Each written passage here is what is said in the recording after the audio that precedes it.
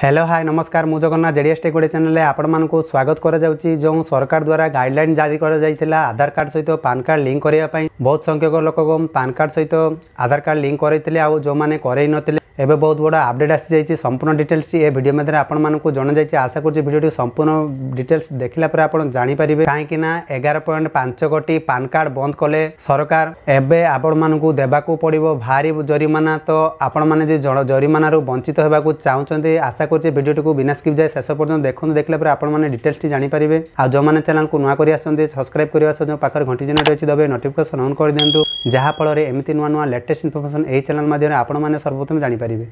तो चलतु देरी नक आज वीडियो स्टार्ट करियो।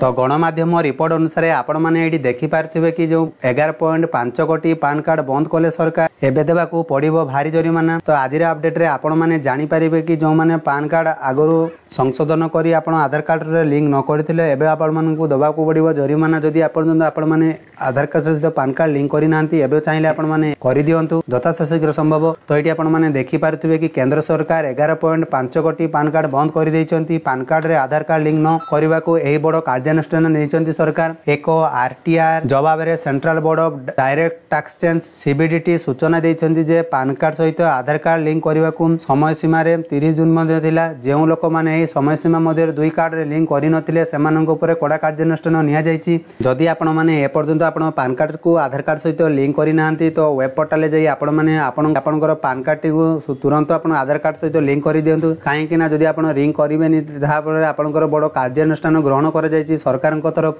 जाइए आपण माने गणमाध्यम रिपोर्ट सूचना दे जानि पारुथिबे। तो देश रे वर्तमान पान कार्ड संख्या 70.24 कोटी टंका पहुंची। एथिरु 57.24 कोटी लोक पान कार्ड आधार कार्ड सहित लिंक करिसेंती। प्राय 12 कोटी लोक धार्य सीमा मध्य एही प्रक्रिया को पालन करिनांती। एथिरु 11.5 कोटी कार्ड डीएक्टिवेट करि दिया जाइछि। तो एठी आपण माने जानि पारुथिबे जो समय सीमा दिया जाइतिला सेतिरे बहुत लोक करिसेंती जहा फल 11.5 कोटी लोक कर जो माने करि नथिले सेमानकर कार्ड टी को डीएक्टिव कर दिया जाइछि। तो ये आपण मैंने देखिपारे कि यही आरटीआई मध्य प्रदेश आरटीआई कार्यकर्ता चंद्रशेखर गौरांग द्वारा दाखल कर यार जवाब रे सूचना दी जाइथिला जे नूतन पैन कार्ड तैयारी करबा समय रे आधार सहित संपृक्त जो माने जुलाई 1 2017 पूर्व पान कार्ड तैयारी करथिले सेमानक पई एक निर्देश जारी कर जाइथिला।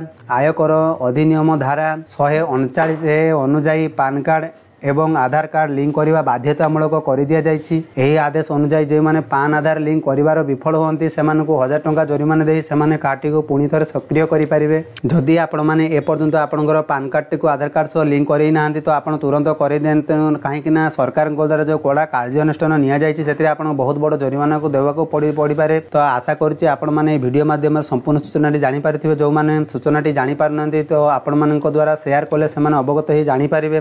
तो आम चैनल को जो मैंने नुआ कर सब्सक्राइब करने सो जो पाखर घंटी चिन्ह अच्छी दबे नोटिफिकेशन ऑन कर दियंतु जहाँफल एमती नुआ नुआ लेटेस्ट इन्फॉर्मेशन आम चैनल सह जानी पारे। तो सेतिकी पर्यंत रहूची बाय बाय टेक केयर।